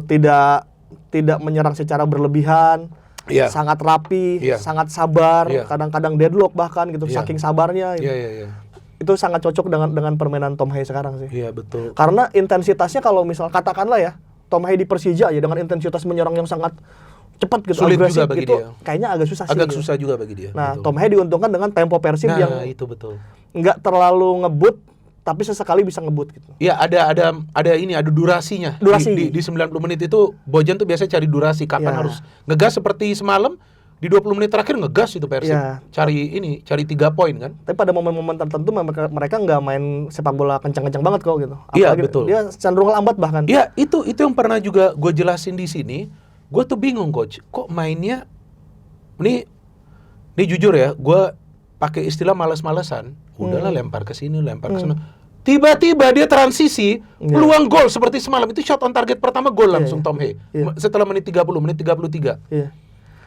Struktur ya, Bung, pada akhirnya. Oh, struktur organisasi Iya. permainan. ngedikte tempo sebetulnya ya katakanlah lawan tim-tim yang pengen menyerang lawan Persib silahkan, tapi sebetulnya tempo itu dikuasai oleh Persib kok gitu.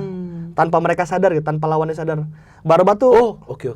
ini kayak kita melihat timnas Jerman tahun 2000 gitu, tiba-tiba dalam 20 menit permainan bisa ball possession tanpa Wow, harus progresif Iya, gitu. Beneran nggak ke depan bolanya, nggak kan dalam hati ngapain bolanya nggak ke depanin dia. Iya, cepet dong, iya kan istilahnya. Iya. Tapi itu ternyata mungkin yang membuat lawannya lengah gitu. Pada akhirnya ada momen-momen kebongkar karena Persib kan tidak punya pemain seperti Peralta yang bisa Oh, iya. ngebongkar blokade Betul, sendirian betul, ya betul, gitu. betul. Harus pakai sistem gitu Harus membongkarnya, teamwork juga, harus teamwork, kolektif gitu. ya. Dan itu memang harus punya presisi yang sangat bagus ketika lawannya goyang tuh. Dan itu memang sangat hati-hati dan sangat lambat memang. Ngebongkar itu tuh main catur kan kita harus ngelihat beneran momen Iya, gitu. betul. Dan dibutuhkan pemain-pemain yang intelijensianya bagus. Untungnya Persib punya itu. Iya, betul. Barba Betul. pindah ke kiri ke Eliano. Iya. Di depan penuh balik lagi ke Barba. Betul, Itu tuh bisa 10 menit sendiri tuh main di belakang 4 Iya, gitu. betul. Gak kemana-mana tuh bola tuh. Iya, betul. Tapi dictating tempo itu pada akhirnya yang membuat Persib sampai sejauh ini kejebolan paling sedikit. Paling sedikit loh. Iya. 20-an cuman mereka 22 kalau nggak salah. Iya, paling sedikit. Pun ketika orang menguasai bola, sebetulnya bolanya tidak bisa masuk ke kotak penalti. Iya, betul. Gak bisa, mereka gak bisa menciptakan peluang. Coach seperti semalam. Kayak kunci sebetulnya. Iya, lawan PSM. Gitu. Oke, Persib ini musim sudah 5 kali ya melakukan remontada ya. 5 kali. Oke, kalau gue semalam tuh mengatakan, gue melihat Persib ini mengingatkan gue ke AC Milan tahun 90-an, the dream team. Pada saat itu AC Milan mainnya bagus, mainnya beda lah dengan Capello ya. Pada saat itu 91 sampai 94 mereka juara. 3 kali berturut-turut. Fans AC Milan ya? Enggak juga. Oh enggak, saya Tapi fans AC aku Milan nonton. itu hari yang pernah gue undang lupa ya. Jadi itu kan mereka ada trio Belanda, terus masuklah Savicevic lah, siapa ini tuh coachnya Capello. Itu Milan kebobolan comeback. Gue jadi ingat, wah ini Milan banget nih. Persib sekarang walaupun style of play-nya beda ya, karena Capello kan lebih pressure ke depan ya, lebih pressure di tim lawan. Nah, kalau menurut gue Persib ini sudah menjadi dream team, coach. Kalau menurut gue, kenapa? Semalam banyak pemain yang nggak main, ada pemain lain masuk, mereka masih bisa survive. AC Milan juga begitu waktu sama Capello. Oke. Kedalaman skuadnya luar biasa dengan pemain-pemain yang berkualitas. Gak semuanya bintang loh. Berkualitas. Bahkan gue ingat Savicevic, Dejan Savicevic itu lama gak bisa masuk starting lineup. Tapi ketika dia dapat peluang untuk masuk, langsung dia menjadi bintang di Milan. Bahkan Barcelona dikalahin tuh di final champion 4-0 pada saat itu. Dia man of the match-nya pada saat itu. Gue ngeliat Persib ini menjadi tim yang kalau menurut gue ini kalau kerangka tim ini ya mungkin 1-2 lah yang akan nanti diganti ya. Setelah akhir musim ini menurut gue bisa panjang ini Persib untuk bisa berprestasi. Iya. Gak harus menjadi juara terus, tapi target selanjutnya nih ACL. Iya, ACL harus musim depan. Harus sudah berbicara naik level ke Asia sih pada akhirnya. Iya. Mau nggak mau, iya. Next levelnya ya. Maksudnya ya Indonesia sudah bisa ditaklukkan lah ya gitu hitungannya. Iya. Dan kita harus mulai berbicara di Asia karena sampai sejauh ini juga belum ada klub Indonesia yang bisa berprestasi di Asia kan. Itu, gitu. iya betul. Juara semifinal kayaknya terakhir Persipura bahkan gitu. Tapi bukan champions kayaknya mereka. Iya, maksudnya harus AFC Cup kalau nggak salah pada saat itu. kalau pengen Persipura. jadi tim besar dan diakui, pergaulannya tuh udah mulai harus Iya, ke Asia ke sekarang. Asia, Dan mau nggak mau kalau pergaulan Asia ya pemainnya juga harus disesuaikan. semua hal juga harus disesuaikan, adjustment ke Asia ini. Pelan-pelan Persib sudah mulai menuju ke situ sih. Iya betul. Kalau juara di Liga Indonesia, ya lagi-lagi ya maksudnya itu bonus-bonus aja sih pada akhirnya kalau menurutku. Udah harus levelnya udah mulai harus naik lagi sih. Ya lebih global ya. Lebih global. Lebih global. Bukan saja secara permainan di atas lapangan, tapi juga secara brand. Secara Persib apapun ini betul. jauh Makanya lebih Kurzawa datang menurutku salah satunya itu sih. luar biasa. Itu pemain favorit istri gua. Oh, Kurzawa. Serius, gua udah ngobrol ke ini ke Kang Adi, Kang ini mau ketemu. Oh boleh Bung datang nanti waktu konvoy. Gak mungkin gua bilang gua datang konvoy. Ya dia udah ngomong gitu konvoy kalau juara. Ya, kalau Persib ini juara ya kalau kan ini juara, betul. masih pakai kalau. Maksudnya kalau misalnya ingin menjadi global, pada akhirnya kan walaupun sekarang Kurzawa tidak dianggap tidak terlalu signifikan dalam permainan kan ya. Cuman ketika aku kemarin ke Eropa gitu, aku memperkenalkan diri, ada tim di Indonesia namanya Persib. Itu loh yang Kurzawa main. Mereka tuh oh ya Kurzawa main di PSG. Nah, itu tuh akan menjadi jembatan sebetulnya. Oh, luar biasa. Jembatan untuk kita itu tuh cukup penting ternyata ya. Ada Kurzawa di Persib itu seperti itu. Aku bisa bilang dulu Essien main di Persib gitu. Oh, Michael Essien Chelsea. Iya. Wah, jadi memang pada akhirnya walaupun tidak terlalu efek ya, walaupun ada satu assist ke Bergwijn waktu lawan Bayangkara. itu penting banget. Itu penting tapi Dua ya. sama kan? Iya. Tapi ternyata ada efek-efek lain setelah aku ke Eropa kemarin dirasakan bahwa ini bisa menjadi jembatan dan pintu kenalan buat orang-orang yang di luar sana tahu tentang Persib Bandung gitu. Dan mungkin juga pertimbangannya ke sponsor nantinya ya. Oh iya jelas. Jika ingin ada sponsor masuk memang harus ada hal yang diketahui soal Persib Bandung ini. Iya betul. Kan Secara semua, internasional. Iya, tidak semua yang di internasional tahu soal Persib kan. Kalau di Indonesia mungkin iya gitu. Tapi di Bandung aku cukup menyadari bahwa ini salah satu pentingnya ada Kurzawa kali ya. Gitu. Iya, oke luar biasa nih. Gak tau nih udah 90 menit kayaknya. Jadi saya minta maaf juga ke coach terlalu panjang. Gak apa-apa ini lanjut, Bapak tuh pasti aman-aman aja. Oke coach, ini pertanyaan terakhir. Oke. Tanggal 23 Mei. Iya. Oke, itu pertandingan terakhir Persib musim ini dan memang kebetulan mainnya di kandang melawan Persijap. Persib masih membutuhkan minimal 1 poin. Iya. Untuk memastikan menjadi juara. Apa feeling coach untuk pertandingan terakhir itu coach? Ini pasti GBLA full house. Full ini udah pasti full. Tiket aja udah mulai susah ini dari sekarang nih. Loh, udah dijual? Biasanya kan belum dijual tapi udah mulai banyak yang cari kan. Kelihatan tuh kalau itu. Kalau misalnya Persib bisa berapa? Tapi gak boleh di atas 30.000 ya GBLA? Iya kayaknya harus di bawah 30.000 sih. 29.000 27-an mungkin. 27-an ya, 27.000. Biasanya dikosongkan beberapa persen gitu. Untuk ini untuk sponsor-sponsor ya, untuk atau tamu-tamu. Iya sama untuk biar lowong nggak terlalu banget kan. Biar lowong iya. Nah, apa feeling coach ini untuk last match ini di GBLA yang kita harapkan juga nanti tertib. Iya kan coach? Iya harus tertib lah. Iya harus tertib, Boboto ya kan? Insya Allah menang sih ya. Insya Allah aku sih merasakan ini udah bukan soal taktikal lagi. Ini udah mentalitas, ini udah mewakili semua harapan warga Bandung. Semua orang Bandung, semua orang Jawa Barat kayaknya akan berdoa untuk hari itu ketika lawan Persijap. Pemain pun udah pengen menunjukkan mereka bagian dari sejarah. Iya coach. Aku yakin stadion penuh itu mungkin pengalaman pertama untuk Barba, untuk Bergwijn, untuk Eleanor Renders, untuk Tom Hai. Itu tuh akan menjadi pengalaman pertama tuh mereka ditonton di partai yang sangat menentukan oleh satu warga Bandung bahkan satu Jawa Barat gitu. Coach. Mereka pun kalau dapat perasaan seperti itu aku yakin sih udah nggak akan main-main sih. Iya coach. Darah dikasih tuh hari itu tuh oleh mereka. Aku sih yakin. Jadi ini udah bukan taktikal banget. Aku yakin dengan semua dukungan mereka akan beneran mati-matian apapun yang terjadi harus juara di hari itu kayaknya. Ya oke. Coach baru saja mengatakan satu poin yang menarik bagi saya soal ini pertandingan ditunggu-tunggu dan juga akan dinonton oleh mayoritas ya warga Jawa Barat ya yang kita tahu memang adalah fans dari Persib.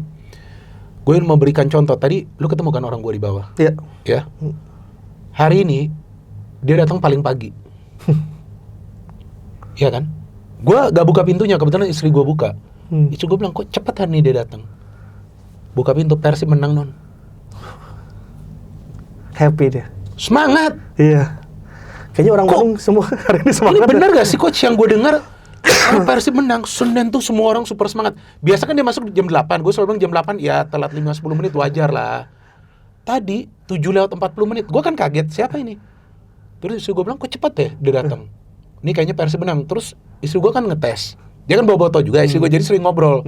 Terus dia datang, dia buka, oh datang cepat. Iya non, Persib menang semalam saya nobar juga. Oh rame, dia ceritain tuh tentang nobar. Jadi kerjanya belakangan, ini dua boboto ngobrolin soal nobar. Gua kan nungguin, lama banget nih ngobrolin nobar. Jadi sebegitu senangnya ya kalau Persib menang ya coach ya. Iya tentu lah. Di hari Senin itu wah semangat pokoknya. Dia suruh datang jam 6 juga datang gitu Bung. Karena Persibnya menang. Karena Persib menang dan partai krusial kan, partai penting Iya. menang menit akhir itu.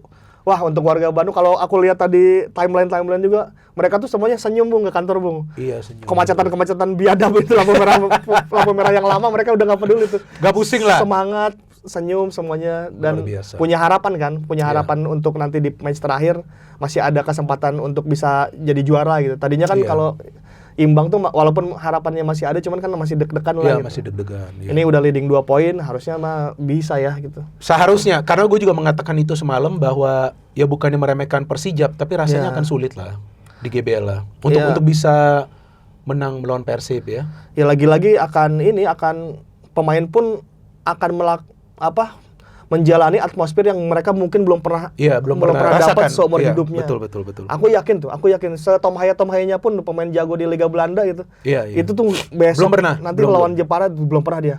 Belum pernah sih. Iya. Ya pokoknya semoga tertib nanti ya tanggal 23. Iya. Player lawak di Buluman bro, jangan dulu dibakar player sebelum pertandingan berakhir, santai. Ya oke, ini tolong pesannya Coach Ripan ke viewers kita, ini kan kita udah tutup. Oke, tolong yang akan nonton nanti tanggal 23 Mei ini penting sekali Coach. Ya, teman-temanku nanti tanggal 23 Mei lawan Persijap, bawa semua anggota keluarga yang punya tiket ke stadion, tapi tertib, enjoy, senang-senang di sana karena insya Allah akan menang. Semua flare jangan dulu dibakar-bakar sebelum semua pertandingan berakhir karena di Liga Eropa kan pernah ada tuh kemarin yang mau juara kok keburu kebakar flare akhirnya nggak jadi juara. Oh, ada kemarin. Aku lupa. Pokoknya ada kemarin. Okay. Jangan sampai kayak gitu dan insya Allah bisa mencetak sejarah dan beruntunglah teman-teman semua karena ini adalah catatan sejarah yang mungkin tidak akan bisa terulang dalam waktu yang sangat panjang ya. Kalau 3 kali, insya Allah bisa 3 kali berturut-turut ini catatan sejarah yang susah diulang lagi gitu. Itu sih. Enjoy boy. Ya oke nih kita udah ngobrol udah panjang tapi ada yang komen coach ke gue dan dia serius. Dia bilang, "Bung, saya serius. 3 jam Bung bikin podcast." Cuman kan ya kita kan ada batasnya juga. Kita ngobrol nih kayak kita lagi ngobrol di warung kopi ini udah lewat ya. Jas udah berapa? 1 jam 30 hampir. Udah 30 udah selesai lah nih. Coach harus diajak makan-makan dulu nih baru datang dari Eropa. Lu makan lah nanti makanan Indonesia. Tenang. Ya oke. Ini kita tutup Coach biasa dengan slogan channel ini. Siap. Oke, no hate, no politics, only football. Salam sepak bola. Ya, thank you Coach. Siap. Thank you. Yeah, thank you.